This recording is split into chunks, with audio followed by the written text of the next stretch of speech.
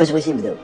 واش بالبرلماني ولا بالرئيس المقاطعه ولا بمجلس النواب؟ انا باغي نشري هاد النفط الروسي انا وريني كيفاش ندير باش نشري. هاد السؤال تقدر تطرحه على العزيز اخ باش الاستثمار الاكبر في مجال الحركات جمهور دراجات. علاش ما دافعتيش عليهم ملي كان ديك الحمله؟ غيدير واحد الهاشتاغ اللي هو غلط فيه 100%. جمهور دراجه غلط؟ بطبيعه الحال غلط.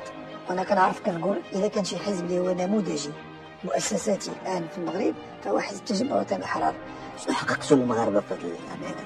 دابا واش هذا المشكل الاسعار كاين على الصعيد العالمي ولا لا؟ باش نتفقوا عليه. انت كتامن بان المخطط الاخضر كان ناجح 100%؟ انا كنقول ناجح 100%. ما كنزرعوش القمح.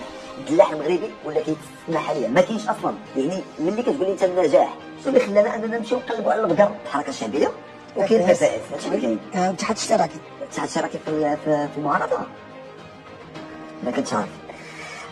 ما عرفتش والله ما عرفت انا. زيد سؤال يطرح غير الغريب في الامر انكم كتسميو المعارضه المطيشه والجميله.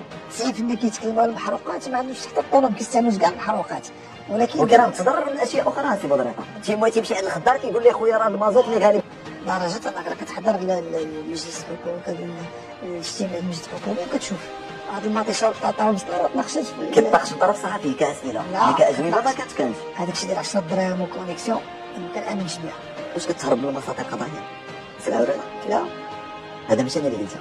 فين مشات 14 مليار دراجه اللي اليوم كنشوف عندها ازمه خانقه؟ تقديم 2016 ماشي الفتره اللي انت كله ديال 2016. واش ما كتعانيش الرجاء من دور التحكيم؟ لا دابا شوف التحكيم كيعاني من جميع الفرق. لا خليني في الرجاء. لا بوسع كلمه ماشي قليله يعني اكثر من قليله. الموضوع ديال التذاكر سهله.